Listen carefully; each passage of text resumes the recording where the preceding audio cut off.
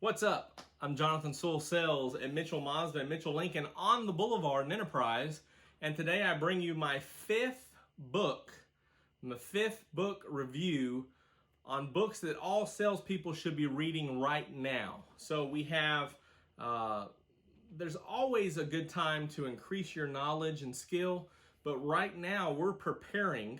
Actually, I think it's already turned that hinge a little bit for salespeople, at least in our industry, or my industry, where you've been, all salespeople maybe have been sitting at home, maybe have been sitting on the showroom floor with different things to do. Well, you should be reading, you should be growing knowledge, practicing skill, and being ready to go nonstop, all in on working prospects and following up with clients and making sure that you over deliver with perfect service, or the best service possible.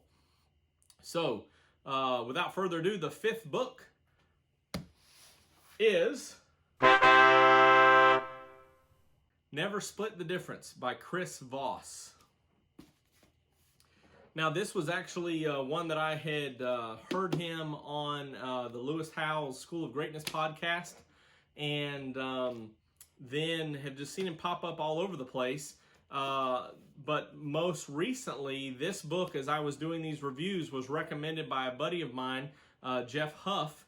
And so there's a lot of good information on this. I'm just going to touch on a few high points. It is a little bit thicker than the books that we've been talking about, but there is an audio version available. Unfortunately, the author did not read it. He's got a pretty cool voice for a retired FBI negotiator, but nevertheless, it's still beneficial to have the audiobook. But a few points in here, and tell you about a little gem later on in the book that relates to me as a car salesman. But negotiating as if your life depended on it is the subtitle here. And Chris Voss, as I mentioned, is a retired FBI negotiator, and got a lot of good stuff. He was actually in the FBI when they kind of made a turning point in how they negotiated, from rational decisions and problem solving to more emotional based. And so, you know, the emotions that we share between individuals in our relationships. And so a lot of good stuff in here. And as it says, it can be used in all aspects of life. Now, Chris Voss, you may have seen, because in the last couple of months, they've been doing a lot of advertising, the Mastermind, I think it's Mastermind or the Master Series. Anyway, they've got filmmakers and artists and writers and all types of stuff. Well, musicians. He's there for negotiating. So, Masterclass, that's what it is. Bing! Masterclass, that's what it is. So, anyway, he is there for negotiation. So if you signed up for that annual thing, I think it's annual, you can jump on in and get a lot of the same stuff from there as well. But good book.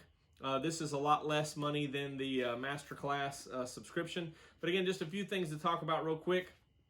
And never split the difference, of course, is something that I run into day to day. Never split the difference is what he says, because if you split it down the middle 50-50, no one really wins, is his idea of that. But that's something we often do a lot in this business, so maybe we can learn a few things from him. So wanted to point out a few things. The first one is that he talks about a lot of things, body language, different things, but you got to remember, in a negotiator or FBI negotiation, most of the time it's just verbal cues, listening on the phone, talking back and forth. So you don't have the body language. You can't really see their face and things like that. Of course, he does say it's important to smile when you're doing these things, because people can tell the difference when you're smiling and talking than when you're talking and smiling, I guess is how it would be. I'd just be in the humdrums and upset, and you would be able to tell that I wasn't excited about the deal that we're talking about. Oh, shake off that. Okay, so the first one is be a mirror. And of course, mirroring is something, if you're in person, you can mirror sort of their behavior and their body language.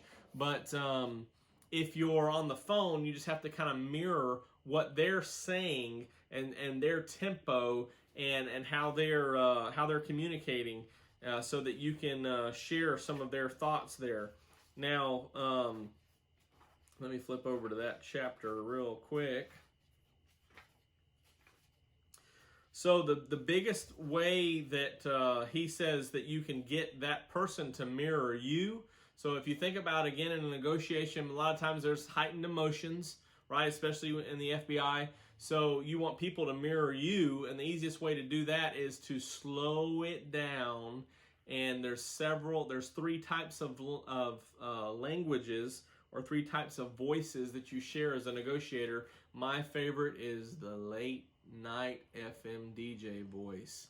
Hey, this is Jonathan Sewell Sells, and I'm here spinning your favorite records all night long. We're going to get things started off tonight with the Beatles.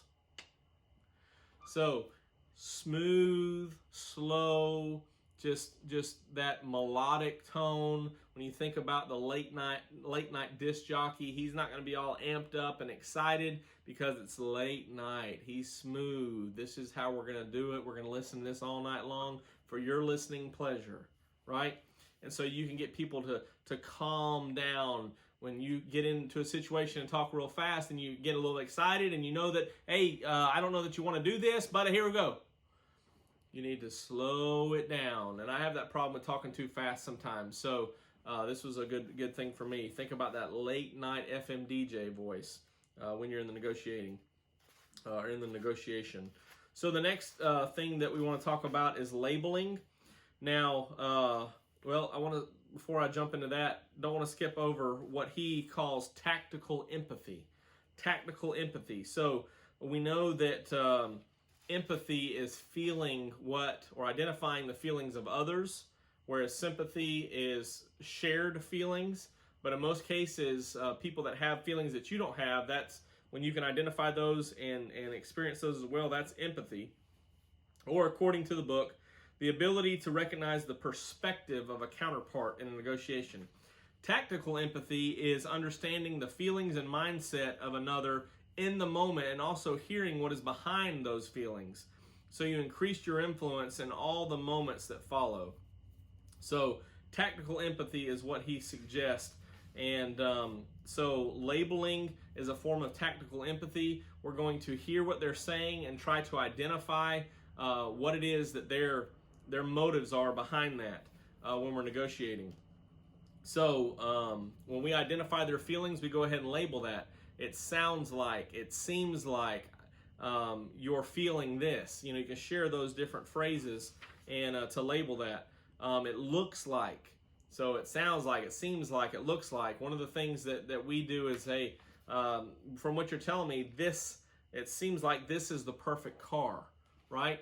By their emotions, by their response to those things. So you want to label that, and ultimately what you want to lead to is the two words that will turn every negotiation around or will get you in the right place, and those two words are, that's right. When you can share and label and mirror and do all these things to get that person to say, that's right, I do feel that. It seems like that's right. Those are the two words that turn things around. Now, we're not wanting to say, you're right, because that takes us back. You want them to, when you're identifying their situation, they say, that's right, you understand how I feel. That's the beginning of trust, and the negotiation will turn around. So, one more thing here I wanted to talk about. Let me find it. He talks about bending their reality. And bending their reality, there's several tips or points for that. The first one is anchor their emotions. So you want to set a level of their emotions so that you know kind of what's going to happen.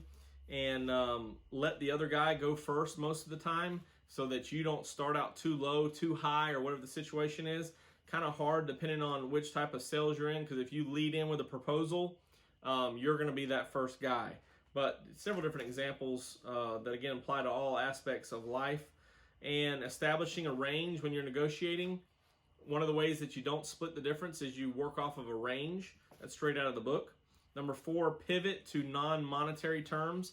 So a lot of times in a negotiation, you can talk about things other than money. And these are things that I've heard before.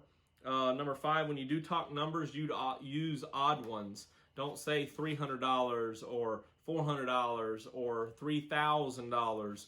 Just say $237.50. Sounds like you put some thought into it. Sounds like, using odd numbers. Of course, you don't want to just pull that out of the air. You want to have some justification for that if you come back with a proposal. And surprise them with a gift when you're in negotiation. Bring up something that they didn't expect, and it'll help you move forward in that negotiation. So again, he uses some examples of how to negotiate a better salary or get a job and things like that. There's a lot of good information. One thing that really a lot of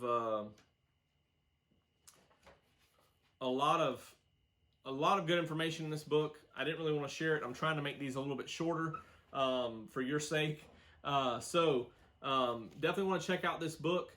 The little gem or neat piece in this is that the author, Chris Voss, and he does have a co-author there, Tal Raz, just for logistics. But Chris Voss actually shares a story how he went and negotiated his car deal on a beautiful 2006 Salsa Red Pearl 4Runner Limited. And if you don't remember those cars, they were beautiful. It's really one of my favorite body styles in the 4Runner and or generations, and which ran from 2003 all the way up to 2009. So this was a 2006 Toyota 4Runner Limited in Salsa Red Pearl. I think he may have called it something different, maybe not. But that was a beautiful color, and especially here in Alabama, it's closest to crimson, so it's kind of a roll tide all day long. But he negotiates that, how he set the terms, he stuck to his guns, and he got the deal. So that kind of puts it in perspective for people like me, how you negotiate in those high-stress situations when lives are on the line, and you get the best deal in the car. So I guess that's goes hand in hand. But pick up this book. Again, I'll put links below to the hardback, the audio, and if I can find a way to link, I'll link to that masterclass and a couple of podcasts that he's in, because they're really excellent. I think he's done 2 times on the School of Greatness and a few other things. Really excellent interviews. So I'll link those up below too, because I think you'll enjoy that. And thanks, Jeff, for recommending this book and giving a couple of checks to something already on my list, because this is a great book. And if you have any questions or comments, drop them below. Also, drop below any suggestions that you may have.